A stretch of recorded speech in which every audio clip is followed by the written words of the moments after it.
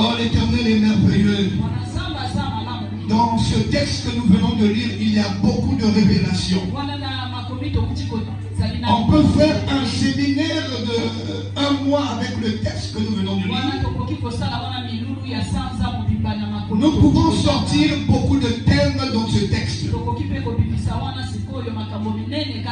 Mais Dieu va nous donner l'essentiel aujourd'hui. Alors le thème que Dieu a réservé pour nous ce matin, la responsabilité spirituelle et générationnelle. La responsabilité spirituelle et générationnelle.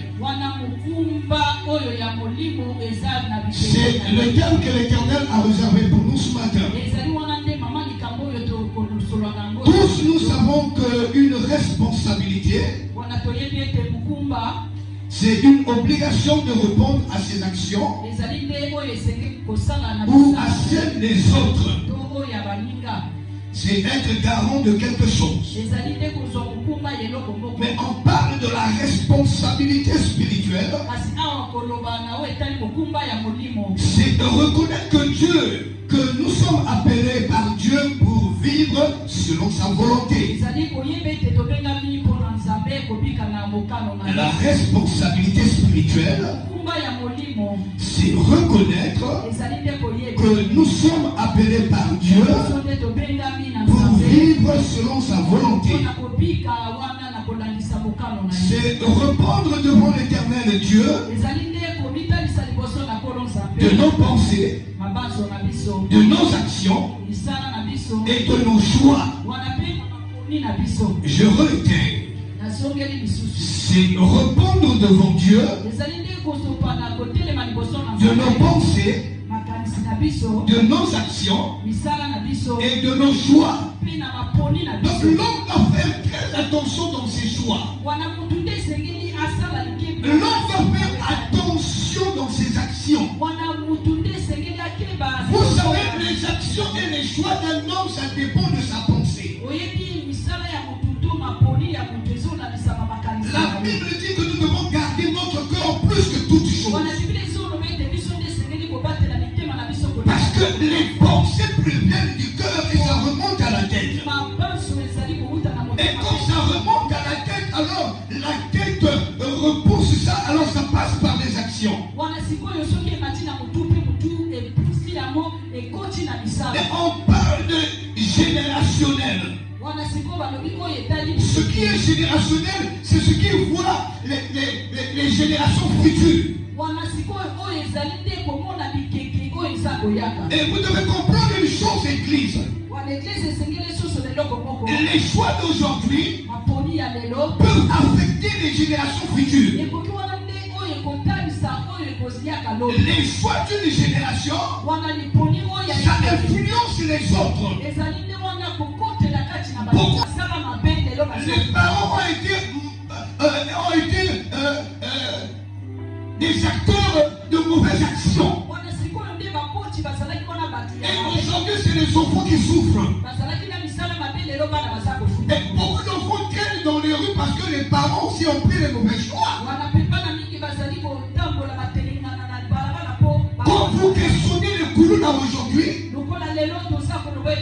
les 3 quarts des Koulouna, ils se sont fait Koulouna parce que papa et maman, et il y a eu la discorde dans le foyer.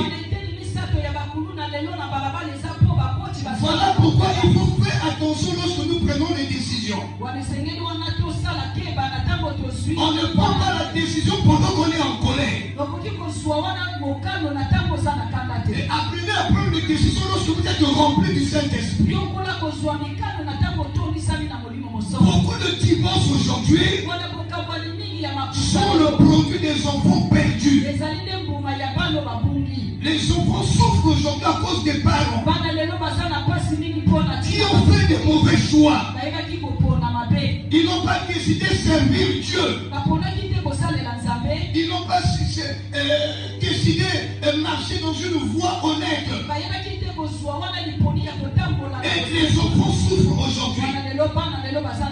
Lorsque nous allons dans le livre de Exode chapitre 20, du verset 5 au verset 6,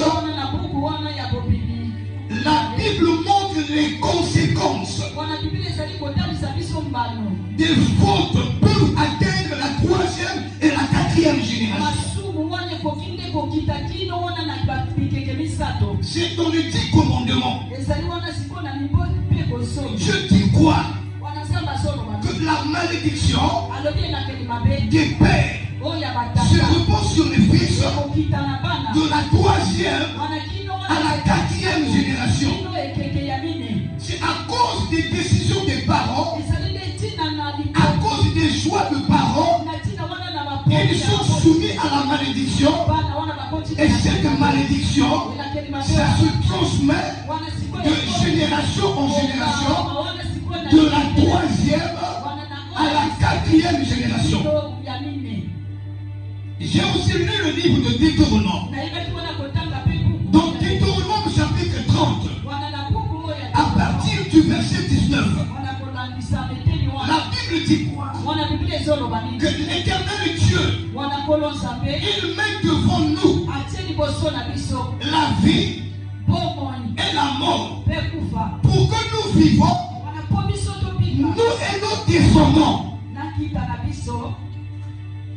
Et pourtant c'est moi qui décide de choisir la vie ou de choisir la mort. Mais dans cette décision est inclus mes enfants. Si je suis dans la bénédiction, ça sera transmise à mes enfants. Si je suis dans la malédiction, ne les accusez pas directement. Cherchez à voir ils sont de quelle famille. Et on leur a transmis quoi?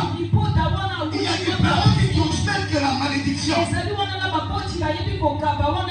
Mais il y a des parents qui transmettent la bénédiction. Il reste à comprendre quoi? Nos actions de foi, nos pardons, notre justice et notre amour laissent aussi une bénédiction à nos générations futures. Une orientation qui peut guider leur génération. Chaque acte dans la vie ne nous concerne pas seulement. Ça concerne aussi nos enfants et les générations qui viennent avant nous.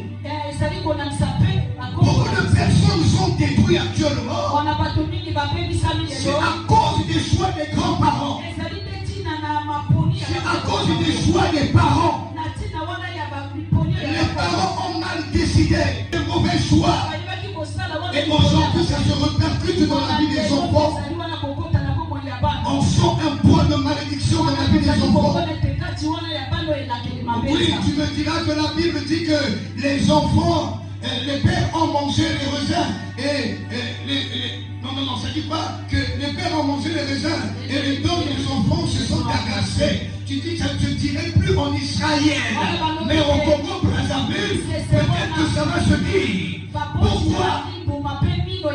Parce que ce proverbe, ça s'accomplit dans la vie de ceux qui marchent dans la droiture de leur père, dans la droiture.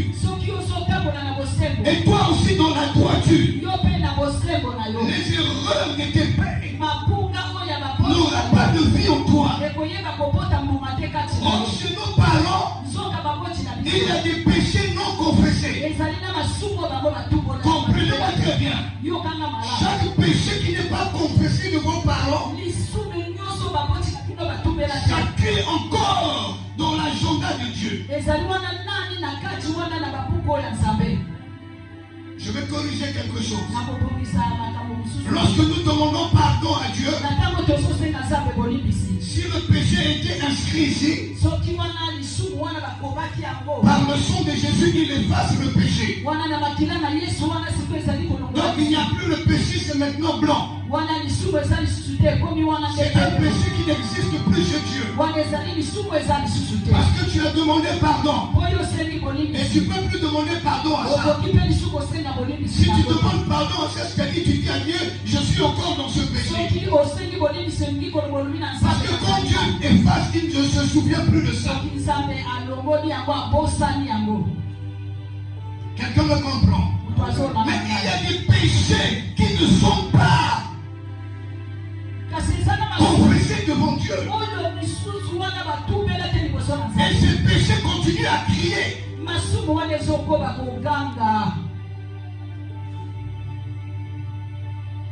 Voilà pourquoi, bien-aimé, je suis venu te dire ce matin d'abord,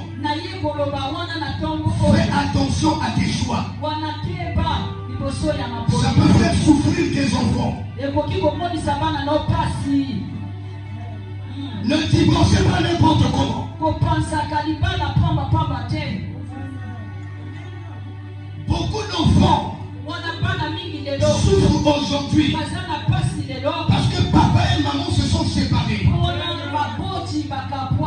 Ne prenez pas la décision de mettre au monde rapidement par un sentiment, par un présent comme vous avez donné. Nous étions des sapeurs, mais j'étais un sapeur qui aimait les études. Et il y avait un grand, moi qui est devenu directeur, il s'appelait Alain Dibana, lui aussi il aimait les études. Moi je me disais que je vais être un grand homme dans ce pays. Mais qu'est-ce qui a changé ma pensée? Lorsque j'ai eu mon premier fils sans le vouloir. Parce qu'il y a des enfants qui sont désirés et des enfants qui viennent par accident parce qu'on découvre la pitié. Elle va être cachée. Toute vérité n'est pas bonne à dire. Dans l'amitié, il y a des limites. Tu dois avoir les choses que les gens ne connaissent pas.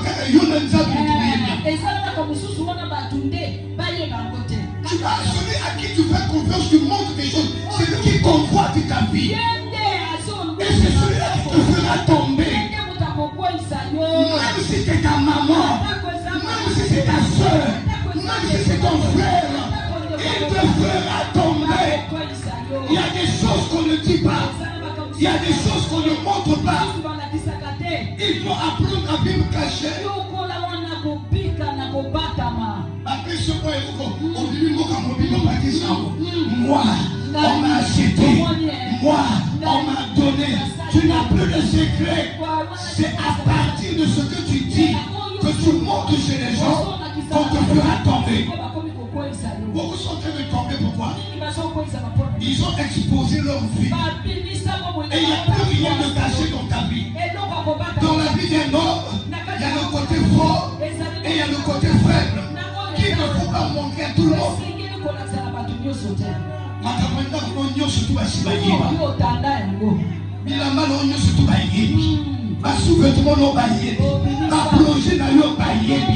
Même quand tu dis, tu n'as plus de limites. Il faut avoir des limites. Moi, les pasteurs qui viennent les limites. Alors, j'aime pas causer avec les gens. Comment ça arrive là? Tu vas venir à 30 minutes après moi. Il faut la tenir. Parce que la carte est ma solo. Tu peux me présenter quelque chose dans lequel je s'écrit. Avant de venir me voir, me poser des questions, je sais qu'il cherchait des secrets. Et des secrets que je dois garder pour moi-même. Le maître garde toujours quelque chose qu'il ne donne pas aux enfants. Comme les causeries, il peut sortir une offrande. C'est un présent. Je vais ouvrir ce qu'il ne faut pas ouvrir. Dans la vie, il faut cacher le côté fort. Il faut cacher le côté faible. Maman, papa, ne prends pas les secrets de ton foyer. Emmenez dehors. C'est à partir de ça qu'on vous fera tomber. À partir de ça qu'on va vous séparer.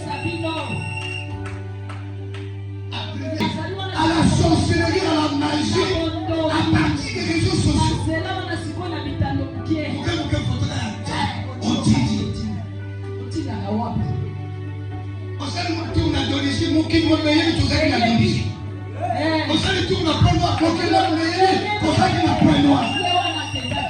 Dans la vie, il n'y a plus quelque chose de caché. Mais tu es en train de te livrer. Tes ennemis ne doivent pas comprendre ta position. Dans la vie, il faut cacher sa position. Il faut qu'on se pose des questions. Et pas des aussi, mais des aussi. Il va poser la question, mais lui, il vit comment? Il fait comment, ils arrangent comment, ils mangent comment. Toute vérité n'est pas bonne à dire. Faites attention avec les réseaux sociaux. Voilà, pour ça, elle a vu. Si vous voulez, la a vu, elle a raté. On va vu, il faut avoir un titre comme photo, on dit ma position, même ce qu'il ne faut pas présenter, tu es en train de présenter. Nous sommes en vue en prédication, et je dis pour la visibilité de l'église. À partir de moi, on va envoyer à l'église. Mais ils ont pas autant qu'à les autres d'ailleurs. Les réseaux sociaux, c'est bien, mais c'est mauvais quelque part. Ça excite à tout. Ok, quand pâtisserie, moi qui me dis non, on s'est dit la pâtisserie. Il y a un chrétien qui ne va pas faire, on se trahit. Il faut que la photo la veuille, il va dire, il voit qu'il est là, il va payer. Et quand c'est comme ça, la personne s'en fout. On va la ressource parfois, à mon Christ, on est attiré une ma famille. Nous sommes en la visibilité. Après, c'est que le pasteur paie. À Facebook, à mon monde. Après, là-bas, l'église. À ce moment-là, c'est ma famille. Après, même, c'est qu'il y a pas une jambe, c'est bien dans la balise. Mais ce qui est à côté, au monde, il y a une photo mystique. À publier, respect, mais ils ont alignés, ils aussi. Ah, Ézéchias, tu ne comprends pas. Ézéchias a même sorti les arsenals de l'air. Car à un moment donné, le président a dit, si ça tombe, alors nous sommes de nous sommes ces hommes là, bon là. Alors nous sommes là qui sont pour comprendre. La bombe à nous là. Et ça nous dit pour ne pas comprendre là. La solo.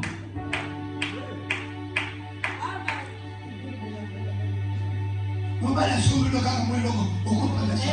Ngayo le basali là. Basoli na super.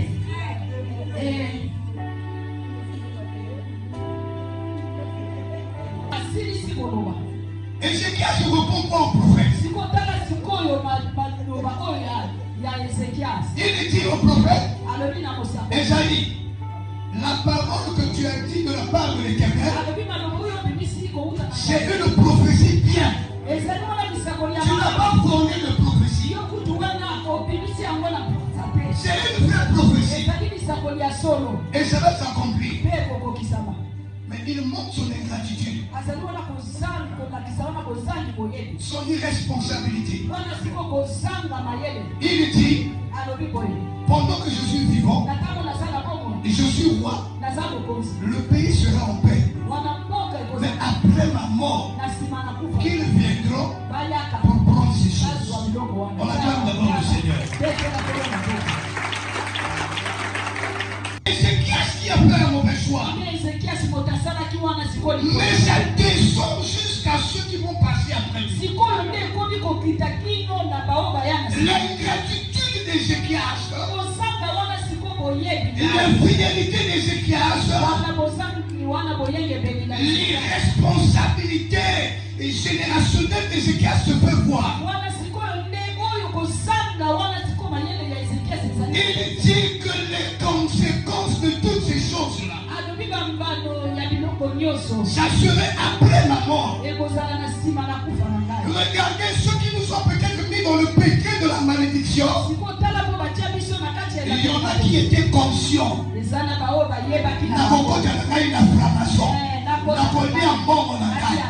la génération future, ils vont souffrir, pas pendant que je suis vivant, mais après ma mort. Où est leur responsabilité pour les générations confondues, les générations futures? Ils ont montré leur irresponsabilité. Tel que j'ai prêché ici là, qui t'a vendu, qui t'a acheté, qui t'a racheté. Joseph était vendu.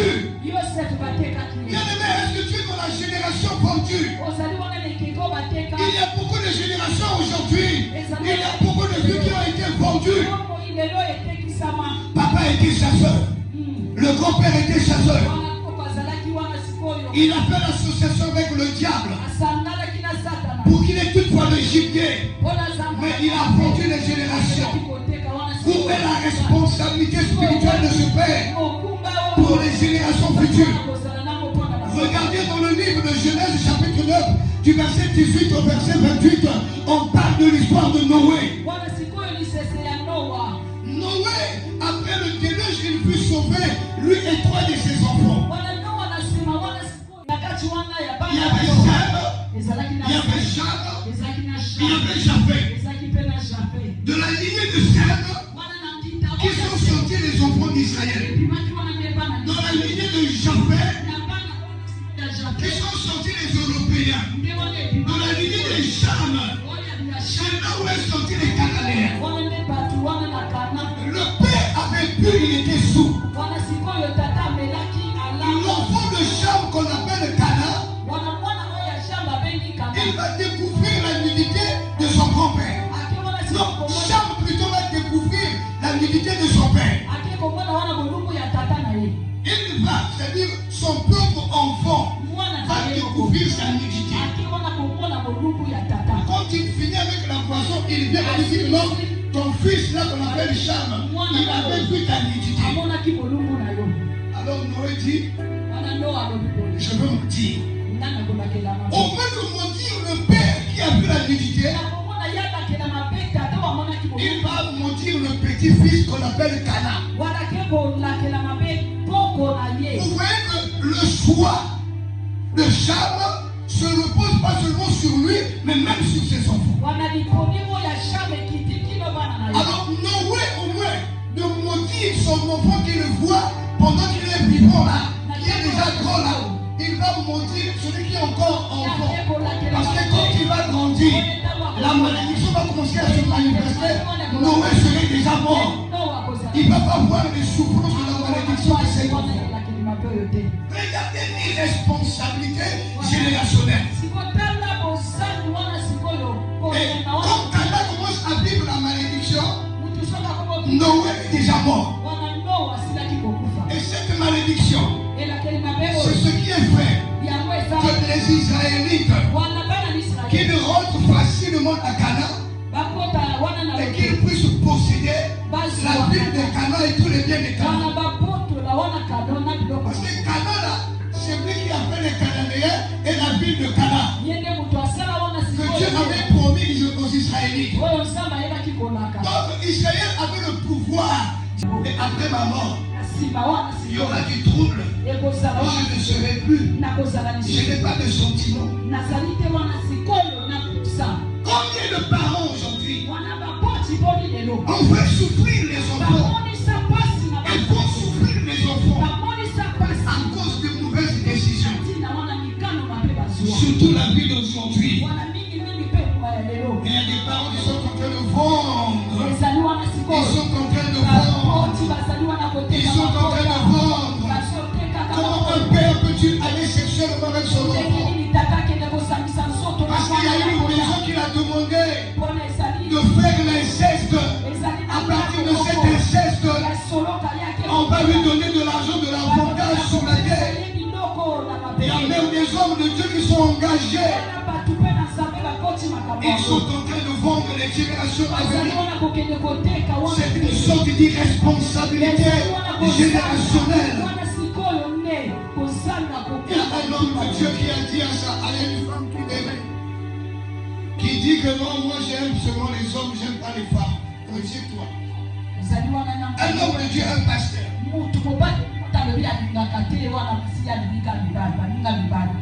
Il impose les mains aux gens. Il est en train de tuer ces personnes. Faites attention à vos choix.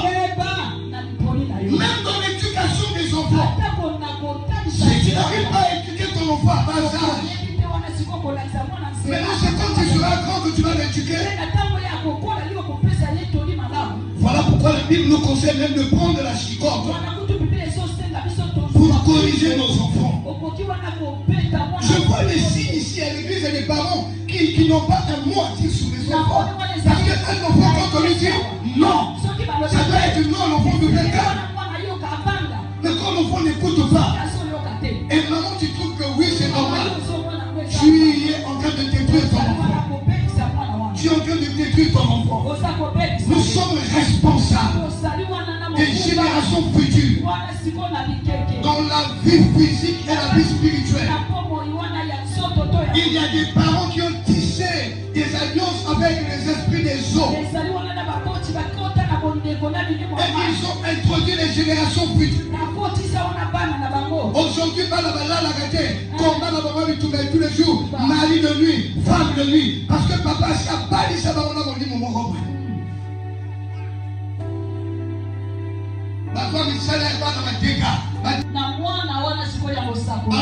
il craignait Dieu. Il craignait Dieu.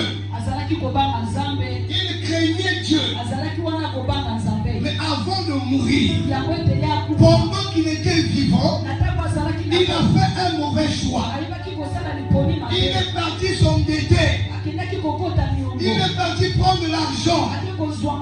Cet homme avait 2 enfants. Et ces 2 enfants étaient des garçons. Lui, il est parti contracter des alliances pour leurs enfants.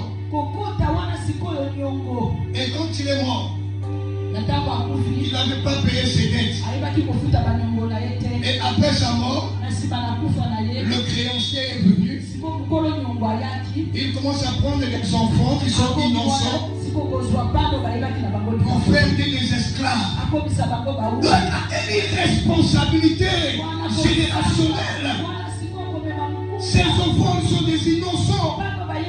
Ils ne connaissent rien. Mais à cause du mauvais choix de papa, tout se repose sur eux. Les grands-parents et les parents ont joué. Nous sommes les ayants droit. Et on a tué les innocents. On ne prend pas des décisions dans la colère. Chaque décision qu'on ne met pas dans la colère, ça amène des conséquences immédiates. Parce que tu n'as pas de contrôle. Tu es hors du contrôle. Après avoir des décisions, après avoir prié, ou après avoir écouté Dieu, même pour ton mariage, il y a une chose que le compte a sujet de première décision de choix. Ne dis à personne. Alors il fait le mauvais choix. Il va dire à la femme, à cause des sentiments, à cause de l'amour, il dit le secret. Il a fait le mauvais choix. Le mauvais choix l'emmener où? Jusqu'à la mort.